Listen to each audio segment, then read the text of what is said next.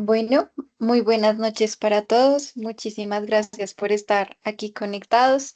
Sabemos que es viernes, que es tarde, que hubo un trancón terrible en la autopista. Entonces, pues les agradecemos por acompañarnos ya finalizando nuestra semana de la anticoagulación. El día de hoy tenemos a nuestra tutora, quien es Isabel Acosta, de séptimo semestre, junto con el doctor Hugo, que fue el tutor que nos acompañó durante esta semana y estuvo aquí con nosotros resolviendo dudas y dándonos sus tips de práctica clínica. El tema que vamos a tratar hoy va a ser anticoagulación en cirrosis. Entonces, Isa, ya cuando quieras arrancar, dale con todo. Hola, buenas noches, ¿cómo están? ¿Me escucha? Sí, se escucha perfecto. Hola Entonces Isa, te escuchamos. voy a empezar a presentar, me avisan por favor si me...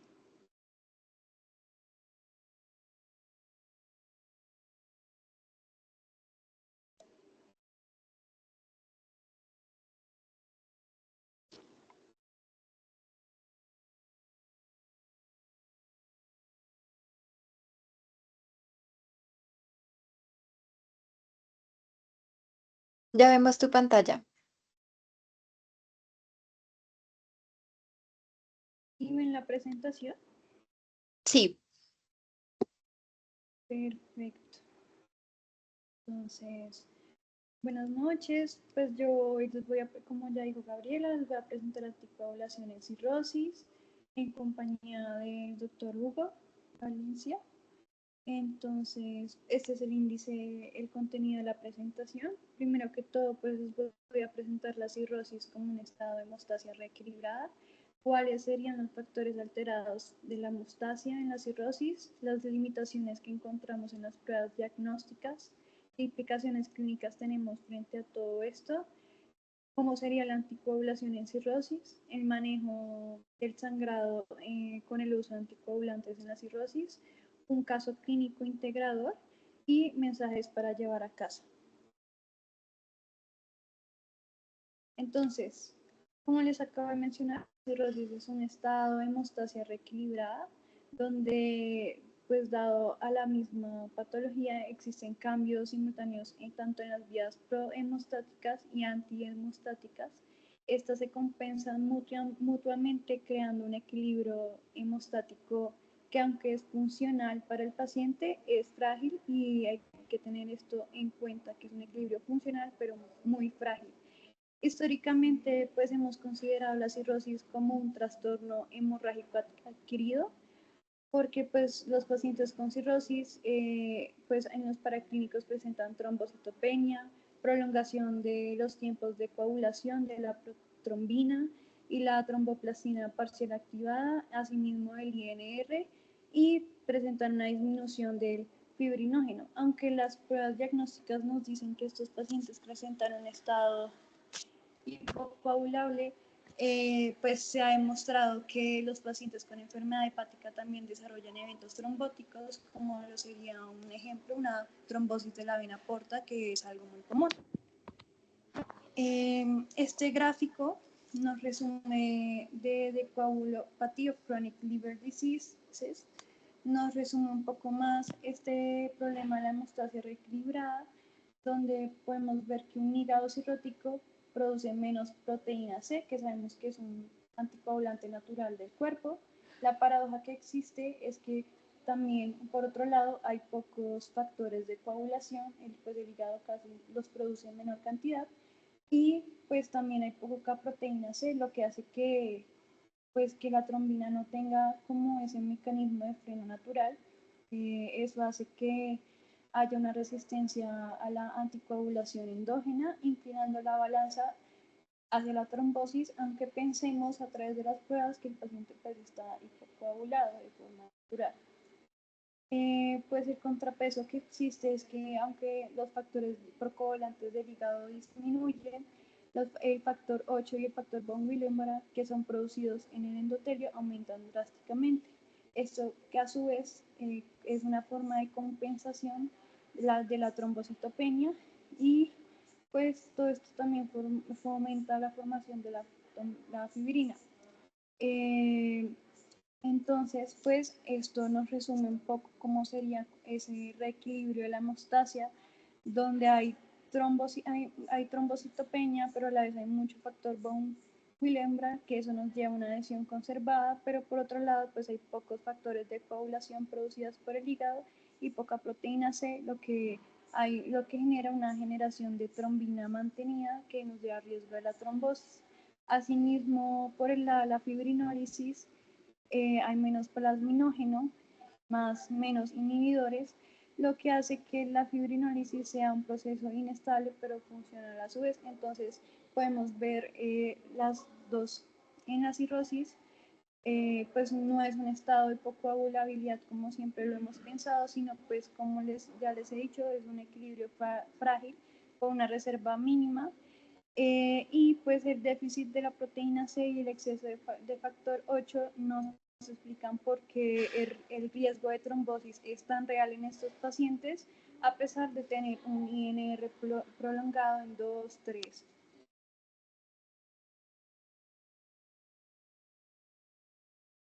Entonces, hablemos uno por uno como los factores alterados que podemos ver. Entonces, por un lado, se altera la coagulación porque hay trombocitopenia multifactorial, puede ser por disminución en la síntesis de la trombopoyetina o esplenomegalia con secuestro de las plaquetas, que es también muy común en pacientes con cirrosis, o un recambio plaquetario acelerado. También hay una disminución en la síntesis de factores 2, 5, 7, 9, 10 y 11. Y por otro lado, pues como ya les mencioné, hay un aumento en la síntesis del factor von Willebrand y el factor 8. Por otro lado, en cuanto a la alteración en la anticoagulación, pues hay una disminución de la proteína C, asimismo de la proteína S y la antitrombina. Digamos, la deficiencia de la proteína C en el paciente cirrótico, pues resulta en un control disminuido de la generación de trombina y digamos, este déficit es tan grande que se llega a comparar con las personas que nacen con el déficit congénito de la proteína C y esto hace que pues la capacidad de generación de trombina pues se eleve porque no hay nadie que la frene y pues que el paciente esté en estado procoagulante. Asimismo, pues en cuanto a la fibrinólisis, hay un aumento de los activadores de plaminógenos tipo tisular y tipo uroquinasa. Por otro lado, tenemos la disminución del inhibidor del activador de plasminógeno 1 y el inhibidor de la fibrinólisis activable por trombina y la alfa-2 antiplasmina.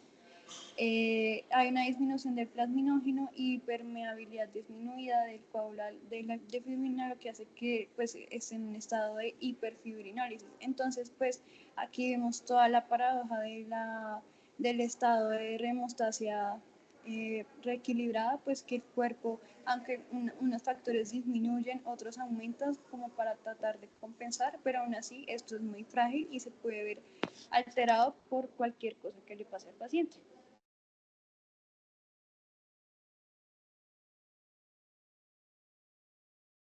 Pues en este gráfico podemos ver de una forma más resumida cuáles son los factores que nos ayudan en la balanza para la trombosis versus para el riesgo hemorrágico, porque es una suma de hipocoagulabilidad más hipercoagulabilidad más hiperfibrinólisis.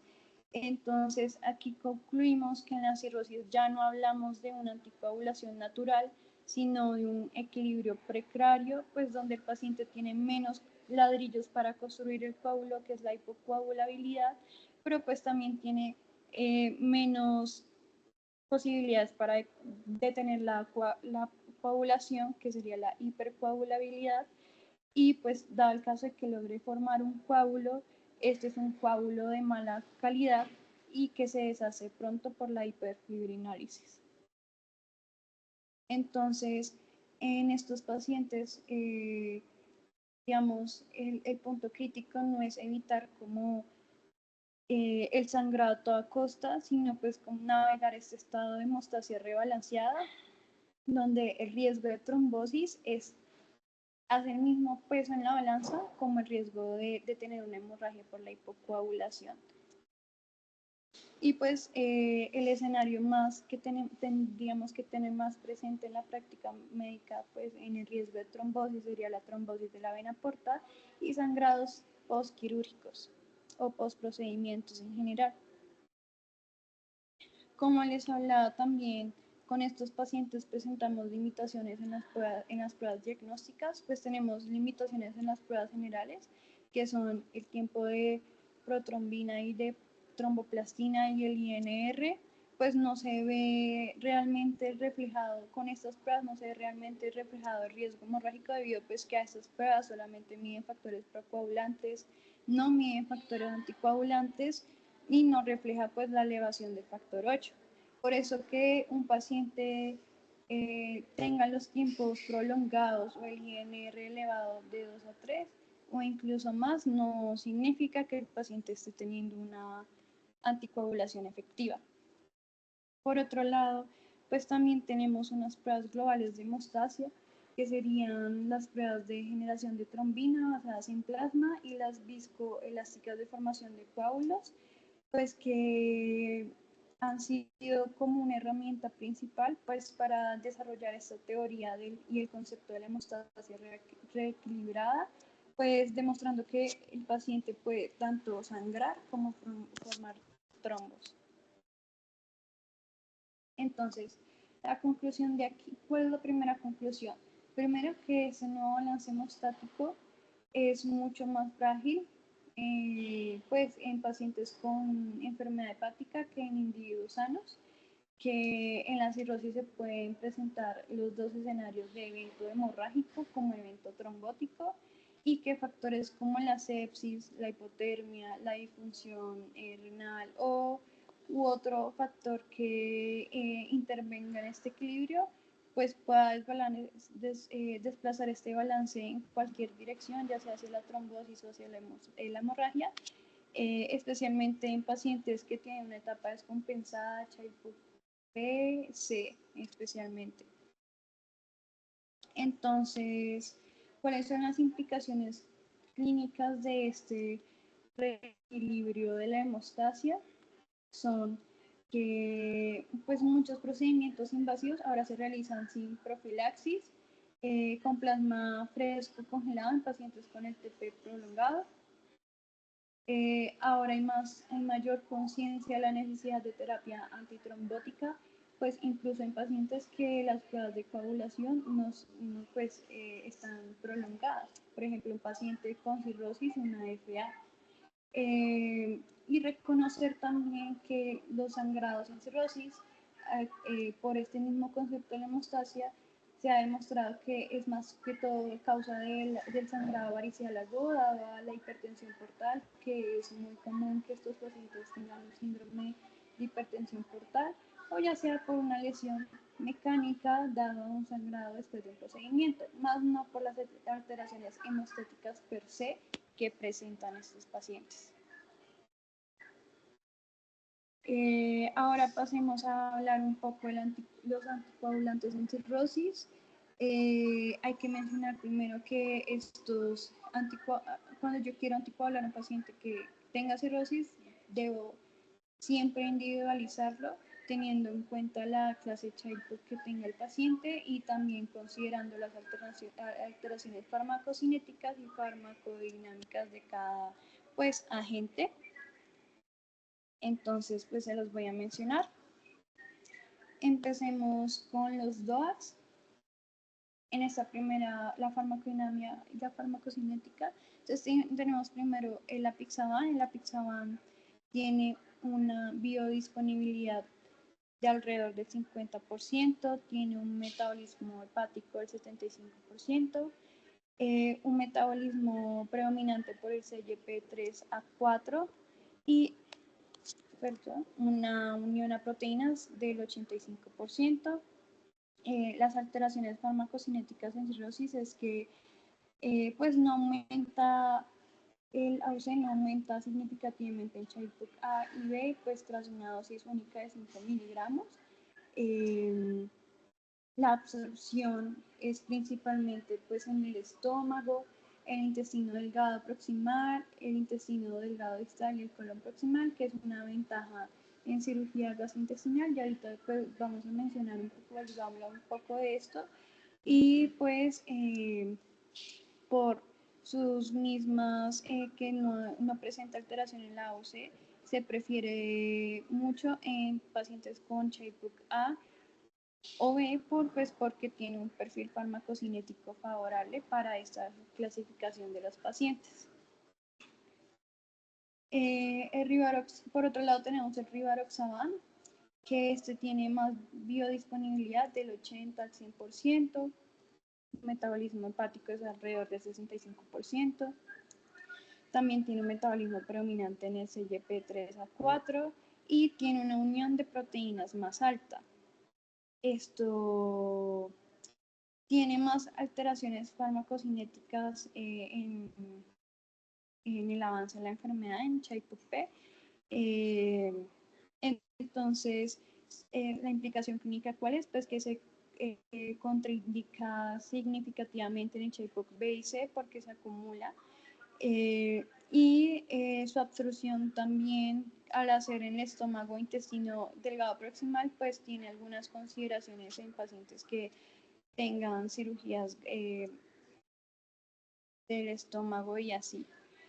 Entonces, pues lo bueno de la Apixaban es que pues el Apixaban tiene muy buena absorción y pues el hígado lo puede procesar muy bien en Child-Pugh A y B, y pues no se queda el tiempo más de lo debido en la sangre, o sea, se puede depurar bien, pues lo que lo hacen una buena opción para Child-Pugh A y B. Mientras tanto, el Rivaroxaban, pues aunque es más potente, es menos flexible en la cirrosis, pues porque depende más de las proteínas y depende más del metabolismo hepático. Por lo mismo, no se considera como un medicamento de elección en pacientes con Child-Pugh B y C.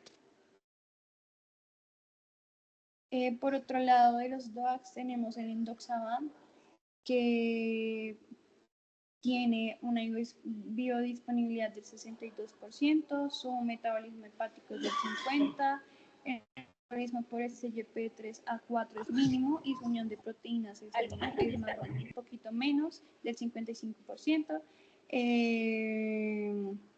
Tras una dosis de 15 miligramos, pues la glucosa no aumenta significativa en Child-Pugh B y su absorción es en estómago e intestino proximal. Esta información hay que tenerla un poco en cuenta para, para algo que les voy a mencionar más adelante. Y sin embargo, en cuanto a la implicación clínica, es que la FDA recomienda evitar, aunque la FDA pues, recomienda evitar en Child-Pugh B, pues los datos que se tienen en los estudios farmacocinéticos pues son favorables. Entonces, en teoría sí se podría poner. Por otro lado tenemos el dabigatran, que recordemos que es un profármaco, entonces su biodisponibilidad es entre todos los del grupo de los DAC, es la que tiene menor, del 6,5%. Su metabolismo no se limita al hígado porque es a través de esterasas ubicuas. Su metabolismo por SGP3A4 es mínimo a nulo y tiene del grupo de los DOACs es que tiene menor unión a proteínas y tiene una eliminación renal predominante. Digamos que todo esto nos favorece demasiado. Y pues cuál es la implicación clínica, que este puede ser menos afectado por la severidad de cirrosis, o sea que sí se recomienda en pacientes con Child-Pugh B y C, pero pues requiere cuando los pacientes le ponemos dabigatran requiere prestarle atención, pues porque si un paciente de pronto presenta falla renal, pues es contraindicado. Sin embargo, pues en un paciente cirrótico, pues como les acabo de decir, la disfunción renal, si un paciente cirrótico nos hace síndrome hepatorenal, es mejor no ponerlo porque pues se puede acumular peligrosamente para el paciente. Y el endoxaban sí hay que evitarlo, aunque los estudios farmacocinéticos son favorables, pues es mejor hacerle caso a la FDA y evitarlo en HIPP.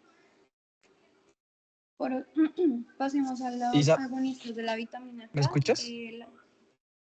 La ¿Me escuchas ahí, warfarina. Isa? Aló. ¿Me escuchas? Sí, ¿Aló? hola. Hola, Doc. Es- entonces, lo que yo les quería contar en cuanto a los anticoagulantes orales directos es que precisamente por lo que tú muy bien nos estabas contando de todas las características farmacocinéticas y farmacodinámicas, pues uno tiene diferentes estrategias de selección para los pacientes. Entonces, ¿qué ventajas tiene, por ejemplo, el rivaroxaban en la anticoagulación en el periodo pues ya prolongado, que uno toma una sola pastilla al día, ¿sí? ¿Qué desventaja tiene? Pues que depende de la absorción gastrointestinal y que pues se le dice al paciente siempre que lo tome con las comidas. Indicación que a veces se nos olvida de contarle a los pacientes que eso es importante.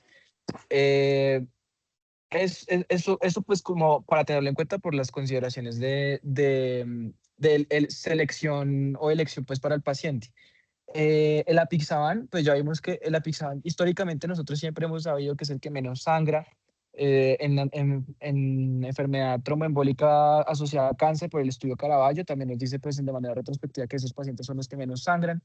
Y ahorita que salió pues el COBRA, que fue en enfermedad tromboembólica, que compara rivaroxaban con apixa, pues nos dice que sí, que en cuanto a desenlaces de sangrado, pues disminuye los eventos de sangrado, cosa que pues no es nueva que nosotros sepamos que el perfil de seguridad de la Pixar es un poco más seguro y lo utilizamos en pacientes pues que tengan mayor alto riesgo de sangrado. Pero pues siempre tener en cuenta el beneficio que tiene pues por ejemplo eso de las características del paciente y la adherencia, ¿sí? O sea, tomarse una pastilla versus tomarse una cada 12 horas, pues eso también puede ayudar a que los pacientes sean un poco más juiciosos con el tema de los medicamentos. Y ventajas que le veo al dabigatran, esto pues excluyendo obviamente el tema de cirrosis, porque ya el tema de cirrosis pues lo estamos viendo ahorita, pero y el tema de dabigatran, importante es que dentro de los estudios pivotales de no inferioridad, fue el único que mostró incluso superioridad con respecto a los demás para enfermedad tromboembólica, para prevención de recurrencia. Entonces el dabigatran realmente de todos los anticoagulantes, podría ser el que uno podría decir que en cuanto a enfermedad tromboembólica puede ser uno de los mejores para disminuir progresión del trombo, recurrencia del trombo y mejoría pues de la enfermedad como tal. Por eso pues yo creo que no hay que echar a saco roto ninguno de los anticoagulantes. Yo creo que la elección tiene que ser muy individualizada. Ninguno es que sea superior o que sea inferior. Y esto que tú nos estás contando es supremamente importante porque según las características del paciente, pues vamos a tener que su absorción va a ser diferente. No es lo mismo el paciente enfermo renal crónico, no es lo mismo el paciente con enfermedad hepática crónica. Entonces yo creo que es muy valioso lo que tú nos estás contando y ya eso quería compartirles por ahora. Gracias, Doc. Entonces, pues, siguiendo con los antagonistas de la vitamina K, la warfarina, su metabolismo también es hepático. Aquí, ¿qué problema tenemos? Que como las pruebas tradicionales de los tiempos de coagulación están limitadas, pues para monitorear al paciente con cirrosis, entonces no nos podemos confiar en el INR como pues podríamos hacerlo en otro paciente que no tenga enfermedad hepática. Además que pues en cirrosis se altera, hay disminución de la síntesis de los factores de vitamina K dependientes, hay disminución de la síntesis de la proteína C y S, lo que nos hace tener un efecto procoagulante y además cuando el paciente tiene esta cirugía bariátrica pues hay unos requerimientos reducidos. La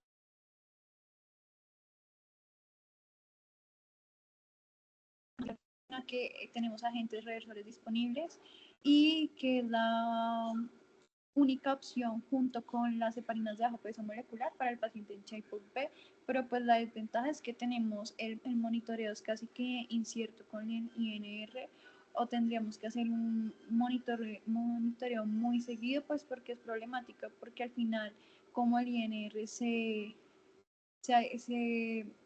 eleva tanto, pues no, al final no sabemos qué tan anticoagulado está el paciente. Entonces, pues nos obliga a tener una vigilancia muy de cerca. Además de que, pues, por lo mismo afecta el MEL score para pacientes candidatos a trasplante. Ahora sí, pasando a hablar de las heparinas de bajo peso molecular, pues estas tienen un metabolismo prominentemente renal. Y pues se puede monitorear con antifactor 10A, pero pues puede también ser engañoso pues por los niveles reducidos de antitrombina 3 en cirrosis. El tema digamos, de la vigilancia del paciente de cirrosis es un tema un poco problemático, pues porque pues por la misma el tema de la rehemostasia reequilibrada, que pues no nos podemos confiar. Y las alteraciones, como ya les mencioné, los niveles reducidos de la antitrombina 3, pues puede afectar la eficacia clínica. La ventaja es la farmacocinética, que es más predecible, tiene una vida media corta, que esto nos beneficia dado el caso de que el paciente esté cerca a un trasplante, pues se puede suspender rápido y se le puede hacer el trasplante al paciente, y pues es la evidencia, tiene mejor evidencia para pacientes con Child-Pugh-C. La desventaja pues que es de mucha más difícil aplicación para el paciente, porque pues es a través de inyección subcutánea, y pues que como el monitoreo es un poco problemático, pues puede llevar a la sobredosificación. Entonces, como dijo el doctor Hugo, pues entre un DOAC y una heparina de bajo peso molecular, pues, o una warfarina para el paciente, pues para que se lo tome en la casa es mucho más fácil, pero pues de pronto la adherencia para algo que el paciente se tenga que aprender a aplicarse, pues va a ser un poco más complicada. Sin embargo, es la última opción para cirrosis con Child-Pugh-C. Entonces, ya hablando un poquito de la clasificación del Child-Pugh para, digamos, cómo individualizar al paciente según cómo está clasificado y qué anticoagulante poner, pues los estudios nos dicen que la warfarina es seguro en Child-Pugh, 100% seguro en Child-Pugh A y en Child-Pugh B. Sin embargo, hay que tener en cuenta pues todo lo que ya les mencioné, y es así, también es la última opción recomendada pues en Child-Pugh-C. Por otro lado, tenemos que el apixaban es 100% seguro en Child-Pugh-A, pero hay que tener mucha precaución con el Child-Pugh-B, y definitivamente en Child-Pugh-C no lo recomendamos, es mejor evitarlo. El dabigatran, también el dabigatran y el endoxaban también es seguro para el Child-Pugh-A. Sin embargo, para un Child-Pugh-B es mejor tener precaución, y en Child-Pugh-C evitemos.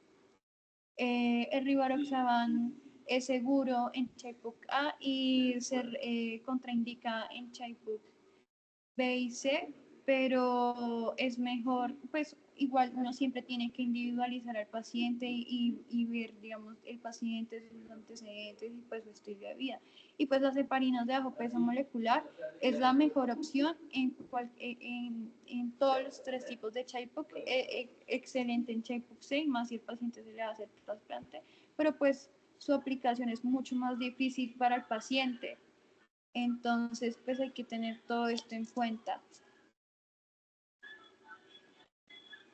Por otro lado, tenemos las consideraciones en la anticoagulación de la Asociación Americana de Gastroenterología. Entonces, la asociación recomienda profilaxis en TEP, entonces en pacientes cirróticos que después se encuentran hospitalizados, pues como con movilización reducida, es mejor ponerles anticoagulación profiláctica, pues por lo que ya les mencioné, eso es un estado de hemostasia reequilibrada, entonces también igual me puede hacer trombosis, tanto sangradas, mejor anticoagularlo. Y esto, aunque pues la asistencia de evidencia, en la evidencia es menor que en otros aspectos, los beneficios de la prevención superan pues a los riesgos teóricos del sangrado. Esto también, digamos, la asociación lo recomienda en el manejo de la TBP no tumoral. Se recomienda, que es la trombosis venosa portal, se recomienda anticoagular, pues porque esto favorece a la recanalización y pues así reducir el riesgo de sangrado varicial, porque pues se disminuye también pues la hipertensión portal. Entonces pues la sociedad nos recomienda que la selección del anticoagulante pues debe ser 100% basado tanto en las características del paciente como el childbook, como ya se los mencioné. Esto, digamos, en estos pacientes hay que tener como una vigilancia estricta cada 3 meses, pues más que todo cuando el paciente tiene una oclusión menor al 50% o que su compromiso sea limitado a ramas intrahepáticas. La anticoagulación cuando hay una oclusión mayor al 50% del compromiso de la vena porta principal a vasos mesentéricos, pues hay que hacerla, especialmente cuando el paciente es candidato al trasplante, pues para así mismo evitar pues todas las complicaciones que tiene la hipertensión portal, que es la hemorragia digestiva alta varicial, que pues es muy importante en estos pacientes con cirrosis y no sé, no, digamos, no tiene tanta evidencia hacer este manejo y se contraindica pues cuando es algo ya crónico que se transforma, que tiene transformación cavernosa. Por otro lado tenemos la fibrilación auricular, que es muy frecuente. La asociación nos dice que la anticoagulación tiene un efecto muy positivo, ya que puede reducir el riesgo de ACV no fatal, particularmente en pacientes con CHA2 mayor o igual a 2. Pues la seguridad es buena, que pues aunque obviamente el riesgo de sangrado aumenta, pues el riesgo es menor al utilizar un DOAC y pues excepciones es en pacientes con CHA2 o con riesgos embólicos bajos o pues que el paciente tenga un riesgo alto de hemorragia para pues priorizar la prevención de que el paciente vaya a presentar algún tipo de hemorragia. Tenemos también consideraciones especiales como es la absorción de los anticoagulantes post cirugía de Rux en Y. Pues recordemos que la cirugía del bypass gástrico en Y Rux pues altera significativamente la absorción de anticoagulantes orales, pues debido a la exclusión del estómago y el duodeno y ayuno proximal. Y pues como ya les comenté, en las características farmacocinéticas y farmacodinámicas de los anticoagulantes, muchos tienen absorción intestinal. Entonces, en el caso de la Pixaban, esto, pues la absorción se conserva esto y digamos, la evidencia dice que niveles de antifactor 10 está en rango, se encuentra en rango terapéutico, lo que pues nos dice que se conserva, eh, que se absorba de forma distal en el intestino, pues favorece a su biodisponibilidad y entre todos los DOACs, el que se recomienda en este tipo de situaciones es el apixaban. El rivaroxaban ya no se empieza a variar. Estos se han demostrado niveles subterapéuticos alrededor del 64%, ya que pues depende de una absorción un poco más proximal.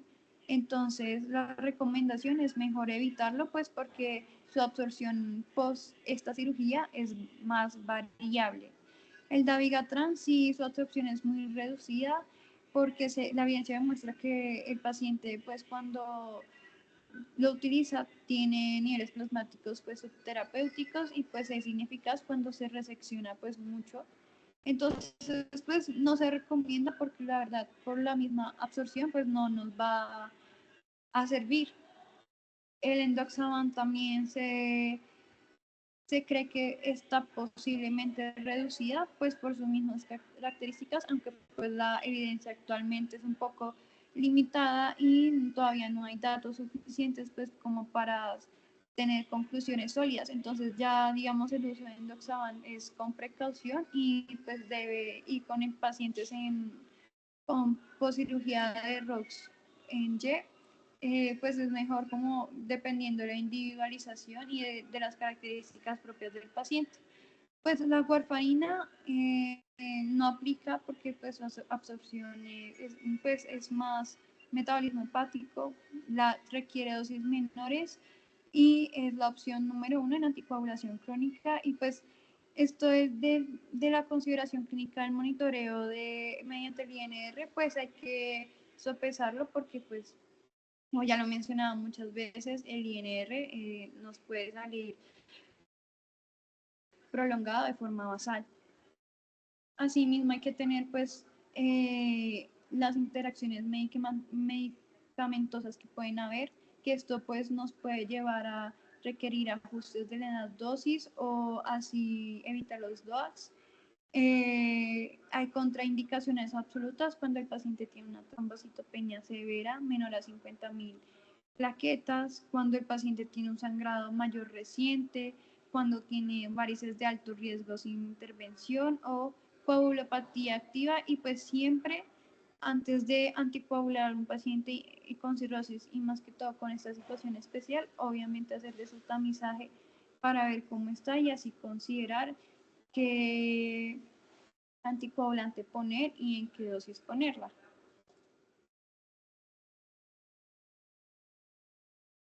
Pues este es el estudio que no, digamos, del que me guié para hablarles de la situación especial pues, en la cirugía de bypass, que es del Cancer Associated Venous Thromboembolic Disease.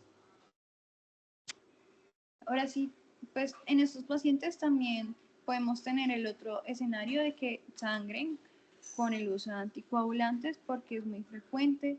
Sabemos que un escenario muy posible es el de la hemorragia varicial, que es algo pues que es una complicación muy común en pacientes con cirrosis, más que todo pues con un type B, C. Entonces, ¿qué hacemos cuando el paciente nos llega, digamos, nos llega a urgencias? Entonces, primero, pues hay que reanimar al paciente, hay que, con el ABC básico, hay que suspender el anticoagulante. Es muy importante revertir el anticoagulante y pues esta reversión depende de qué anticoagulante sea. Ya les voy a hablar un poquito de eso. Buscar el origen del sangrado teniendo en cuenta que la hemorragia de vías digestivas alta paricial es lo más común, entonces hay que hacerle su tratamiento pertinente con la terlipresina, la ceftriaxona, el inhibidor de la bomba de protones, hacerle su endoscopia en menor de 24 horas y hacerle su tratamiento pues dependiendo del shape que tengan. Darle y decidir por último si reinicio o no la anticoagulación, pero pues esta última decisión no es una decisión prioritaria, lo prioritario es manejar el sangrado al paciente. Entonces, ahora sí, mencionando un poco los agentes reversores, tenemos el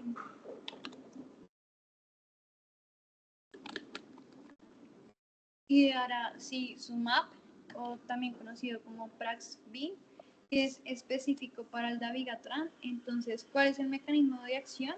Este es un fragmento de anticuerpo monoclonal humanizado que se une al dabigatran con una afinidad de más de 350 veces mayor que la del dabigatran por la trombina, por eso es que pues lo revierte. La dosis son 5 gramos administrados por infusión intravenosa en 5 minutos. Dado el caso que el paciente, después de que ya le hayamos puesto este medicamento, sigue sangrando, le podemos poner una dosis adicional. Su eficacia es en el estudio REVERSE-AD, dice que logró casi 100% la reversión completa del efecto del dabigatran en los pacientes con un cese del sangrado dentro de las 3 a 3.5 a 4.5 horas. El inicio de acción, lo bueno es que es muy rápido, en 5 minutos. La acción dura de 2 a 24 horas y pues tiene un riesgo de eventos trombóticos a 30 días bajo de 4.7 a 6%. Esto de 2 a 3 ocurriendo pues en pacientes que no reiniciaron la terapia antitrombótica. Es una recomendación de clase 1 con nivel de evidencia B. Entonces, cuando pienso en revertir dabigatran, pienso en idarucizumab. Por otro lado, tenemos el caso del Andexanet alfa, o también conocido como Andexa, pues que se utilizaba para inhibidores del factor 10A. Lo retiraron del mercado en el estadounidense en diciembre del año pasado, pues por preocupaciones de seguridad, ya que los pacientes presentaban a 30 días eh, del 10% o si no más eventos trombóticos, pues que es algo excesivo y pues todavía pues no tenía como evidencia confirmatoria suficiente. Este medicamento pues es una proteína recombinante con estructura similar al factor 10A endógeno que se une a los inhibidores del factor 10A, pero pues no es enzimáticamente activa. ¿Me escuchas ahí, Isa? Sí, señor.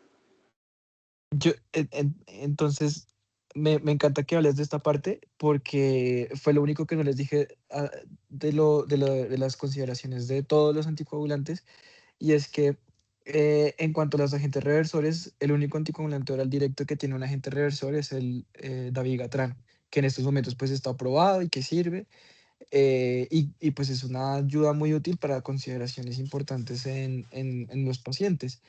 Em, en quienes he visto yo que se utiliza mucho el dabigatran precisamente por eso, en los pacientes que tienen un plan de trasplante, pues porque ellos necesitan un agente reversor en caso tal de que vayan a un procedimiento quirúrgico, o en los pacientes pues que se prevea un evento quirúrgico relativamente pues em, urgente o temprano, pues porque el dabigatran pues es un poco más sencillo de revertir por el hecho de que existe este medicamento. Ahora, en Colombia la disponibilidad del idarucizumab, pues eso no es que sea tan sencillo de conseguir. Lastimosamente perdimos el Andexanet alfa, que pues nos iba a ayudar mucho con el Apixa y con el Rivaroxa. Lo perdimos porque lo que tú dices genera muchos eventos pues adversos.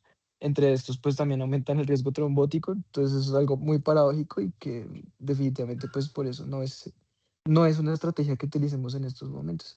Entonces nos queda el complejo protrombínico de 4 factores para la reversión de la anticoagulación oral directa, que ya nos hablarás de eso. Sí. Bueno, entonces este complejo protrombínico de 4 factores incluye el factor 2, el 7, el 9 y el 10 y las proteínas anticoagulantes S, pues digamos las indicaciones de la FDA son la reversión urgente para pues, pacientes que presenten sangrado mayor agudo o una necesidad de cirugía o procedimiento urgente, que revisen pues que reciben antagonistas de la vitamina K. También como un uso ahí off-label es la reversión de los niveles del factor 10A en pacientes que pues lo mismo requieren un procedimiento urgente o que tienen un sangrado amenazante para la vida. Entonces, en la warfarina, respecto a la warfarina, pues tiene diferentes dosificaciones dependiendo del INR que presente el paciente. Y también recordar pues que no solamente en caso de la warfarina no solamente ponemos el concentrado del complejo protrombínico de 4 factores, sino que también hay que administrarle al paciente vitamina K intravenosa de 10 miligramos en 20, de 10 a 20 minutos. Por otro lado, pues también nos sirve para inhibidores orales del factor 10A, como menciona el doctor. Le podemos poner al paciente 2.000 unidades de una vez en un solo bolo o de 25 a 50 unidades por kilogramo. Pero pues hay que tener en cuenta las 2.000 unidades. Esto, digamos, en cuanto es el uso de este concentrado, en cuanto a los DOACs, pues la evidencia es un poco más limitada. tanto en estudios aleatorizados como estudios observacionales. Tiene una, no, pues la corrección, la reversión que hace es más modesta y pues los resultados son inconsistentes en los estudios. La inicio de acción es de 10 minutos y la duración es 8 horas. Tienen limitaciones para el dabigatran, pues porque el de dabigatran es el idarabumab. Y pues para el dabigatran no lo revierte, pues porque tiene su propia reversión. Y pues su recomendación actual es de clase 1 para los inhibidores del factor 10A en general. Y pues para la warfarina. Digamos, este es como el que puedo utilizar en varios casos, por si no hay como otras opciones. Asimismo, pues tenemos el complejo, el concentrado de complejo protrombínico activado, pues que su composición son factores no activados 2, 9, 10 y el factor 7 activado. La indicación de la FDA pues es para el control y prevención de episodios de sangrado, manejo perioperatorio o profilaxis en pacientes con hemofilia A y B. Su uso off-label pues es el sangrado amenazante para la vida asociado al dabigatran. Se utiliza en una dosificación de 50 unidades por kilogramo. Su inicio de acción son 30 minutos y la duración son 12 horas. Y pues no es efectivo para revertir niveles del factor 10A, pero pues en cuanto a este y el, perdón que se me dificulta un poco en pronunciar este nombre, idarazuzimab, pues es mejor el idarazuzimab para el dabigatran, pues porque el inicio de acción es más rápido. Claro, aunque nuevamente pues lo malo es que no lo tenemos con facilidad. Ese es digamos que lo malo. Y en casos de hipofibrinogenemia podemos utilizar los crioprecipitados para el protocolo de transfusión masiva.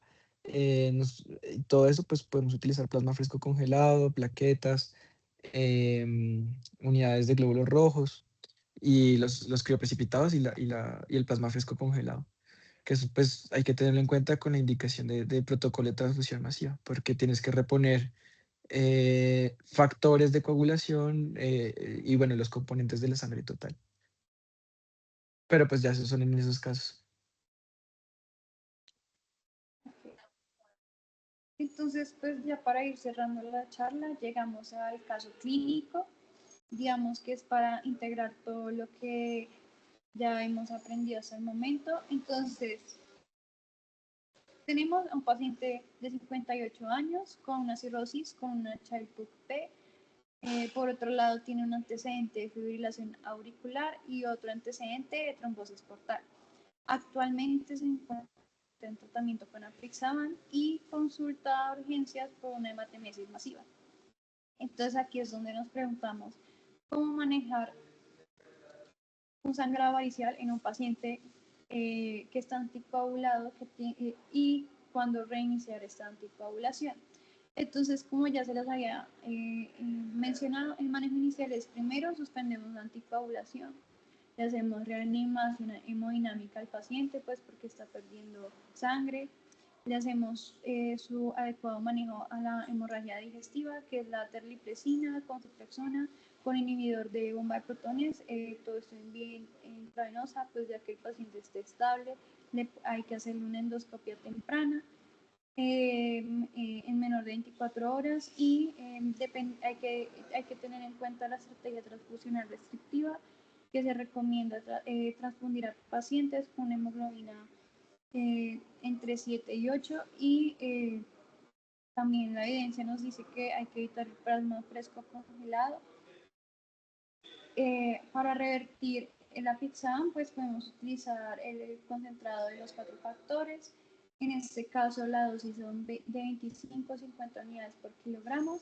Y el reinicio la decisión de reinicio de la anticoagulación, pues no es una decisión que tengamos que hacer como de forma tan aguda, porque lo importante es parar la hemorragia en el paciente. Entonces, ya cuando el paciente esté estable, cuando el paciente pues no haya vuelto a tener reincidencia en el sangrado, en su hemorragia varicial, pues que es una complicación que es reincidente en los pacientes que generalmente vuelven a tener sangrado en alrededor de 72 horas, pues ya que ha estado estable, que han pasado unos 5 a 7 días, ahí sí puedo iniciarle la anticoagulación al paciente, siempre teniendo en cuenta el balance del riesgo trombótico versus hemorrágico, y este paciente es mejor, pues el apixaban no es como el tratamiento más adecuado, lo podríamos estar pasando a una heparina de bajo peso molecular o a una warfarina, y también evaluar de terapias más avanzadas pues para manejar sus varices esofágicas, porque pues si no manejamos estas varices y de igual forma el paciente puede volver a tener un episodio de estos y no lo podemos ver estando en contingencias. Entonces, mensajes para llevar a casa. Importante, sí o sí, cuando vayamos a anticoagular a un paciente con cirrosis, tener en cuenta la clasificación del Child-Pugh y los anticoagulantes. Pues para que no nos pase como este paciente, pues que el paciente llegó con apixaban, pero pues que aunque se ha demostrado que seguro en Child-Pugh B no es la mejor opción para ponerle a este paciente. Es más seguro una warfarina o una heparina bajo peso molecular. Tener en cuenta un algoritmo práctico de decisión, pues porque siempre anticoagular a un paciente en cirrosis, pues hay que tener muchos factores en cuenta porque es una decisión individualizada y siempre pues teniendo en cuenta pues el criterio de uno como médico. Entonces, primero confirmar si el paciente necesita anticoagulación. Por un lado, evaluar el riesgo hemorrágico. El paciente tiene varices, sí, no, cómo están las plaquetas del paciente, qué Child-Pugh tiene el paciente. Hay que optimizar el manejo de las varices, pues porque como ese sangrado es reincidente, pues hay que manejarlo primero, ¿no? O si no, el paciente pues va a sangrar con frecuencia, seleccionar el anticoagulante según el Child-Pugh, como se los mencioné, y pues estar reevaluando el paciente periódicamente, porque pues esto es un equilibrio compensado pero frágil, y pues teniendo en cuenta las limitaciones que tienen las pruebas actuales. Las zonas grises y sus controversias es que pues el uso de los DOACs en Child-Pugh C es mejor evitarlo y está contraindicado. Hay que tener en cuenta el tema de la anticoagulación de la FDA en una cirrosis avanzada, y a los cuantos días debo reiniciar yo la anticoagulación, pues tras el sangrado varicial, y pues la interpretación del INR, que la verdad pues es limitada y es un poco problemática y difícil pues en pacientes con la enfermedad, con la cirrosis y la enfermedad hepática en general. Y realmente Entonces, hay, realmente hay con respecto a al uso de la warfarina, esa es la limitación más importante que uno tiene cuando pues trata los pacientes con indicaciones de anticoagulación y que tienen cirrosis, porque una de las pruebas importantes que se altera en la cirrosis pues es la coagulopatía por la cirrosis, y uno lo revisa con el INR. Ahora, la warfarina, uno cómo revisa la acción de la warfarina, pues con el INR. Por lo tanto, yo pensaría que en cirrosis utilizar warfarina, si bien puede ser un medicamento que es medible y que tiene unos agentes reversores con los que podríamos tener mayor facilidad o mayor acceso, pues la interpretación del INR podría ser un riesgo elevado, incluso pues para el uso o la consideración de ese medicamento. Em, de pronto una heparina bajo peso molecular en esos escenarios podría ser un poco más, pues podría ser un poco más fácil, teniendo en cuenta que uno tiene sulfato de protramina, que si bien no es el tratamiento reversor, pues lo podríamos utilizar, y es una de las consideraciones adicionales. Realmente aquí el dilema es que ustedes ven que con todos los seguimientos de las pruebas de anticoagulantes, no hay ninguno que nos dé certeza en este escenario, ¿sí? Entonces, la consideración del inicio de la anticoagulación tiene que ser bastante individualizada, y tiene que sopesar riesgos versus beneficios. Y si el paciente ya, por ejemplo, en el caso de la fibrilación auricular, si tiene la contraindicación, pues evaluar, si nos preocupa que tenga eventos trombóticos asociados, pues evaluar las otras estrategias no anticoagulantes, como por ejemplo el cierre de la auriculilla, o la ablación y colocación de cardioresincronizador. O sea, existen estrategias que uno puede evaluar en esos escenarios, pero pues sí, siempre como individualizar al paciente y ya, sí. Y Muchísimas pues gracias. Ah, ¿vas a seguir, Isa? sí, pues Dale, llevarnos el claro que sí. mensaje a casa de que pues la cirrosis no es sinónimo de paciente anticoagulado naturalmente, pues por el tema de la hemostasia y que pues como dijo el doctor, siempre hay que individualizar al paciente para tomar la decisión en la anticoagulación. Listo, muchísimas gracias. Primero que todo, pues a nuestra expositora Isa, la presentación muy, muy completa. De verdad, gracias por, digamos, a enseñarnos que con esa farmacocinética y farmacodinamia podemos tomar decisiones importantes que pueden afectar la calidad de vida de nuestros pacientes. También el manejo de, pues, sangrado en paciente con anticoagulación que tiene de parte una enfermedad hepática no es nada fácil. Entonces, pues es un tema de discusión aquí para todos. Muchas gracias también, doctor Hugo, por acompañarnos en esta semana de anticoagulación. No son decisiones fáciles, sabemos que fue muy demandante y queremos agradecerte. Esta es tu casa, este también es tu proyecto, Doc, entonces pues gracias, gracias siempre.